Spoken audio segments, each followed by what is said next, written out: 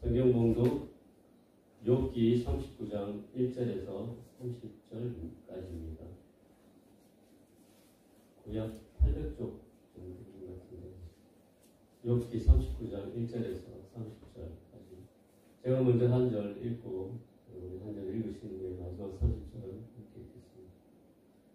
산 염소가 새끼 치는 때를 내가 아느냐? 암사슴이 새끼 낳는 것을 내가 본 적이 있느냐? 그것이 몇 달 만에 만삭되지 아니하느냐? 그 낳을 때를 아느냐? 그것들은 몸을 구부리고 새끼를 낳으니 그 괴로움이 지나가고 그 새끼는 강하여져서 빈들에서 크다가 나간 후에는 다시 돌아오지 아니하느니라. 누가 들나귀를 놓아 자유롭게 하였느냐? 누가 빠른 나귀에 매인 것을 풀었느냐? 내가 들은 그것의 집으로 굽은 땅을 분식하는 소스로 삼았느니라. 들나귀는 성읍에서 짖거리는 소리를 비웃나니 나귀 치는 사람이 지르는 소리는 그것에게 들리지 아니하며 소장원도 누르다니며 여러 가지 수풀을 쓰느니라. 드수가 어찌 기꺼이 너를 위하여 일하겠으며 내 외양간에 머물겠느냐? 내가 능히 줄로 매어 들소가 이랑을 달게 하겠느냐? 이것이 어찌 골짜기에서 너를 따라 시래를 끌겠느냐? 그것이 힘이 세다고 내가 그것을 의지하겠느냐? 내 수고를 그것에게 맡기겠느냐? 그것이 내 곡식을 집으로 실어오며 내 타작마당의 곡식 모으기를 그것에게 의탁하겠느냐? 타조는 즐거이 날개를 치나 학의 깃털과 날개 같겠느냐? 그것이 알을 땅에 버려두어 흙에서 도로 지게 하고 달에 끼어질 것이나 득짐승에게 밟힐 것을 생각하지 아니하고 그 새끼에게 모질게 대함이 제 새끼가 아닌 것처럼 하며 그 고생한 것이 헛되게 될지라도 두려워하지 아니하나니 이는 하나님이 지혜를 베풀지 아니하셨고 총명을 주지 아니합니다. 그러나 그것이 몸을 떨쳐 뛰어갈 때에는 말과 그 위에 탄 자를 우시에 여기느니라. 말의 힘을 내가 주었느냐? 그 목에 흩날리는 갈기를 내가 입혔느냐? 내가 그것으로 메뚜기처럼 뛰게 하였느냐? 그 위험스러운 콧소리가 두려우니라. 그것이 골짜기에서 발굽질하고 힘있음을 기뻐하며 앞으로 나아가서 군사들을 막되 두려움을 모르고 겁내지 아니하며 칼을 대할지라도 물러나지 아니하니 그의 머리 위에는 화살통과 빛나는 창과 투창이 번쩍이며 땅을 숨기듯이 맹렬히 성내며 나팔 소리에 머물러 서지 아니하고 나팔 소리가 날 때마다 힝힝 울며 멀리서 싸움 냄새를 맡고 지휘관들의 호령과 외치는 소리를 듣는디라. 내가 떠올라서 날개를 펼쳐 남쪽으로 향하는 것이 어찌 내 지혜로 말미암으냐. 독수리가 공중에 떠서 높은 곳에 보금자리를 만드는 것이 어찌 내 명령을 따르느냐. 그것이 낭떠러지에 집을 지으며 뾰족한 바위 끝이나 험준한 내 살며 거기서 먹이를 살피나니 그 눈이 멀리 보이며 그 새끼들도 피를 따나니 시체가 있는 곳에서는 독수리가 되느니라. 사울은 꽃이 많이 피어서 좋은 계절입니다. 하나님께서 꽃을 만드신 것은 꽃을 통해 수정해서 씨앗을 만들어 생육하며 번성하라는 뜻도 있지만 꽃이 주는 아름다움으로 우리에게 감동을 주시려는 뜻도 있다고 생각합니다. 이처럼 아름다운 디자인을 하신 하나님께서 주시는 즐거움을 마음껏 누리시는 4월이 되시길 주님의 이름으로 축원드립니다. 저는 컴퓨터를 사용하면서 간혹 컴퓨터가 고장이 날 때 수리센터에 맡기지 않고 스스로 고쳐보려는 경향이 있습니다. 컴퓨터 하드웨어와 관련된 문제는 분해해서 안을 들여다보기도 하고 소프트웨어와 관련된 문제는 인터넷이나 유튜브 영상을 보면서 해결하려고 노력합니다. 옛날에 윈도우 프로그램을 새로 까는 것도 해보기도 하고 하드디스크를 바꿔보기도 하고 각종 프로그램을 설치해서 사용하기도 했습니다. 아무튼 온갖 것을 제가 직접 해보았습니다. 그런데 제가 할 수 없는 것도 있었습니다. 그럴 때는 제가 알고 있는 컴퓨터 기술자에게 전화해서 물어봅니다. 전화로 물어보면 제가 듣지도 못했던 프로그램 언어를 불러주며 실행을 시키라고 할 때가 있습니다. 그때 기가 꺾이면서 마음속으로 이런 생각을 합니다. 역시 전문가는 다르구나. 내가 듣도 보도 것까지 알고 있구나. 오늘 욥기 39장에도 전문가의 말씀이 나옵니다. 오늘 본문 1절부터 8절에 전문가께서 이렇게 말씀하십니다. 내가 아느냐? 산염소가 새끼를 치는 때를 내가 아느냐? 암사슴이 몇 달 만에 낭싹되는지 내가 아느냐? 우리 인간은 자연을 관찰하고 연구하면서 많은 것을 알게 되었습니다. 자연과학을 통해서 놀라운 경지까지 다다르게 되었습니다. 그런데 아직도 자연 속에는 우리가 다다르지 못한 경지가 너무나 많다는 것을 모든 과학자는 인정합니다. 혹시 시간이 많이 주어지면 모든 것을 다 알 수 있는 그날이 올까요? 예전에 갑자기 코로나가 발생했을 때 모든 인류는 경악을 금치 못했습니다. 눈에 보이지 않는 작은 병균이 삽시간에 전 인류를 공포의 도가니로 몰아넣었을 때 인류는 속수무책으로 당하기만 했습니다. 우리가 뭔가 알고 있다고 생각하는 그때도 또 다른 것이 나타나 우리를 당혹하게 했습니다. 오늘 말씀에서 내가 아느냐고 전문가께서 욥에게 물으셨습니다. 그리고 6절에 전문가의 말씀에서 답을 찾을 수 있습니다. 내가 들을 그것의 집으로 소금땅을 그것이 사는 처소로 삼았느니라. 내가 누구입니까? 바로 천지를 창조하신 창조자 하나님이십니다. 모든 것을 아시는 하나님이십니다. 그분이 진짜 전문가입니다. 그분만이 다 아시는 분이시라고 밝히셨습니다. 하나님께서는 모든 피조물 속에 본성을 넣어주셨습니다. 마치 기억장치에 들어가 있는 정보와 명령어입니다. 한 번도 가보지 않은 곳으로 9,500km를 날아 정확하게 찾아가는 철새는 어미새가 지식을 전수한 것이 아니라 자기가 가진 비상한 능력으로 날아가는 것이 아니라 하나님께서 본성이라는 정보를 태어날 때부터 그 머릿속에 심어주어서 그런 것입니다. 자기가 만들어낸 지혜로 수천 킬로를 날아간다면 분명 시행착오가 생길 것입니다. 하지만 그렇지 않습니다.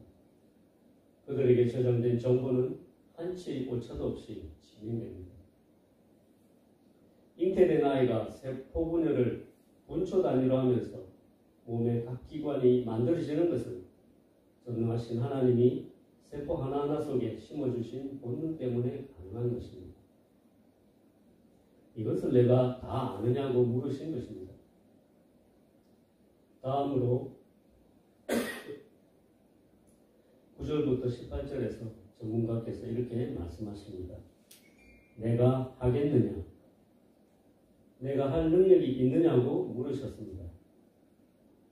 앞에서 말씀드린 바대로 세상에 존재하는 모든 것에는 하나님이 심어주신 정보가 들어있습니다.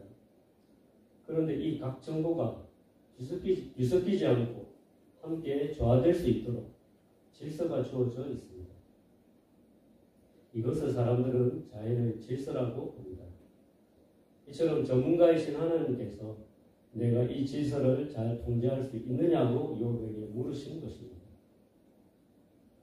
여러분 아시다시피 회사에는 여러 부서가 있습니다.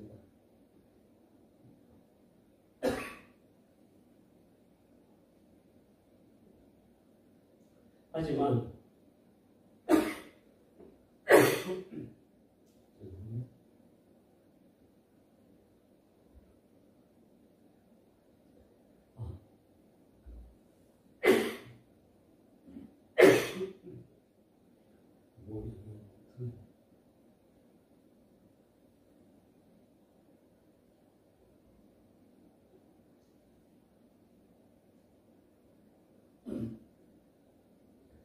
아무리 각 부서가 전문성을 가지고 일을 해도 되어야 보배라는 말이 있듯이 각 부서가 적절한 질서를 가지고 운용되지 않으면 큰 혼란을 겪고 오히려 역효과를 낳기도 합니다.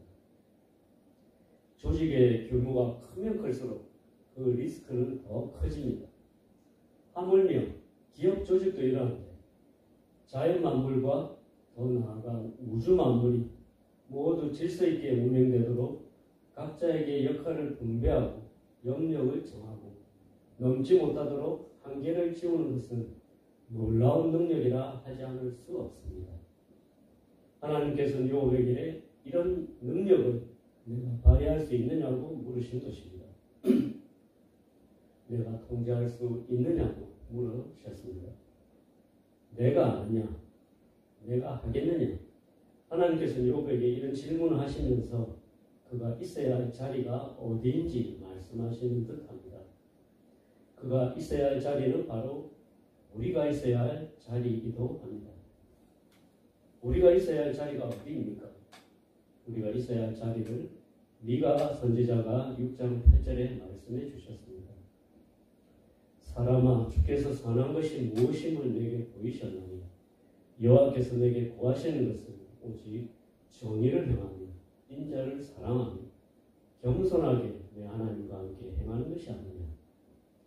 바로 그 자리는 겸손하게 내 하나님과 함께 행하는 자리입니다. 하나님께서는 우리 인간을 만드신 후에 이렇게 우리의 자리를 지정해 주셨습니다. 창세기 1장 28절에 하나님이 그들에게 복을 주시며 하나님이 그들에게 이르시되 생육하고 번성하여 땅에 충만하라. 땅을 정복하라. 바다의 물고기와 하늘의 새와 땅에 움직이는 모든 생물을 다스리라 하십니다. 하나님께서 인간에게 복을 주셨습니다. 어떤 복입니까? 그들에게 이르시되 생육하고 번성하여 땅에 충만하라고 하시며 땅을 우리에게 주셨습니다. 우리에게 기업을 주신 것입니다. 땅이 우리의 자리입니다. 그리고 땅을 정복하라고 하셨습니다. 땅을 정복하는 것은 땅에 대해 알아가는 것입니다. 그리고 바다의 물고기와 하늘의 새와 땅에 움직이는 모든 생물을 다스리라고 하셨습니다. 생물을 다스리라고 하셨습니다. 통제하는 것입니다. 하나님께서 인간에게 주신 자리는 하나님의 자리가 아니라 이 땅이었습니다. 그곳에서 해야 할 역할을 주시고 그곳에서 질서를 잡아 다스리라고 하셨습니다. 그런데 태초에 뱀이 하와를 유혹하며 했던 말이 기억나실 것입니다. 너희가 그것을 먹는 날에는 너희 눈이 밝아져 하나님과 같이 되어 선악을 알 줄 하나님이 아십니다. 우리가 있어야 할 자리는 하나님의 자리가 아니라 미가 선지자의 말씀처럼 겸손히 내 하나님과 함께 행하는 자리입니다. 그래서 우리는 하나님이 모든 것을 통치하신다는 사실을 알고 그 앞에서 겸손하기만 하면 됩니다. 그리고 그 하나님과 함께 겸손하게 하나님이 맡겨주신 역할을 다하면 됩니다. 이러한 삶의 태도는 오늘 욥기 39장 19절에서 30절에 나오는 말에 관한 이야기에서 찾을 수 있습니다. 이 부분에 나오는 말은 그냥 말이 아닙니다. 전쟁터에서 사용되는 군마입니다. 이 군마는 모든 동물이 가지고 있는 사람에 대한 두려움과 전쟁 무기에 대한 두려움을 뛰어넘어 자기 등에 탄 장수의 뜻에 따라서 동물의 본능을 넘어서는 놀라운 용기를 보여주고 있습니다. 이것은 군마가 보여주는 아름다움입니다. 그의 힘과 목에 흩날리는 갈기와 메뚜기처럼 뛰어오르는 위용도 아름답지만 진정한 아름다움은 전쟁터에서 비겁하게 물러서지 않고 앞발로 힘차게 땅을 박차고 앞으로 나아가는 데 있습니다. 군마는 두려움을 비웃고 놀라지 않으며 칼 앞에서도 도망가지 않습니다. 이러한 군마의 아름다움은 바로 그의 등에 타고 있는 장수의 뜻에 따라 발휘된 것입니다. 그의 등에 타고 있는 장수를 신뢰하고 충성을 발휘하여 전쟁의 공포를 이겨낸 것입니다. 장수를 태우고 용감히 싸우는 군마는 그래서 아름답습니다. 우리에게도 우리와 함께 하시는 대장이 있습니다. 그분의 뜻에 따라 뒤로 물러서지 않고 용감하게 싸우는 병사입니다. 그 병사의 자리가 우리의 자리입니다. 우리가 있어야 할 자리는 하나님의 자리가 아니라 하나님과 동역하는 자리입니다. 땅에 충만하여 땅을 정복하고 모든 생물을 다스리며 하나님과 동역하는 자리입니다. 예수 그리스도를 우리의 주군으로 삼아 그분과 함께 하늘의 권세 잡은 자를 대적하여 용감하게 싸우는 병사의 자리가 우리의 자리입니다. 우리를 항상 참소하는 원수들 앞에서 내 능력이 아닌 주님의 말씀을 의지하며 전쟁터의 군마와 같이 물러서지 않는 그 자리입니다. 결국 고난이 우리를 가로막아도 요동하지 않고 전진할 수 있는 비결은 우리 옆에 항상 함께 하시는 주님이 있다는 믿음입니다. 이런 믿음으로 하나님이 주신 자리를 알고 그 자리에서 질서를 따라 행하며 주님의 뜻에 따라서 용맹한 군마와 같이 영적인 전투에서 물러서지 않는 저와 성도님들이 되시길 주님의 이름으로 축원드립니다. 함께 기도하시겠습니다. 하나님 아버지, 하나님의 통치에 순종하길 원합니다. 나 자신이 하나님 자리에 앉지 않도록 늘 말씀과 기도로 끼어있게 도와주시옵소서. 세상의 힘을 의지하지 않고 오직 하나님만이 우리의 힘이 되심을 믿게 하여 주시옵소서. 그리고 대적들이 우리를 참수할지라도 군마와 같이 용명하게 맞서 싸우는 믿음의 용기를 주시옵소서.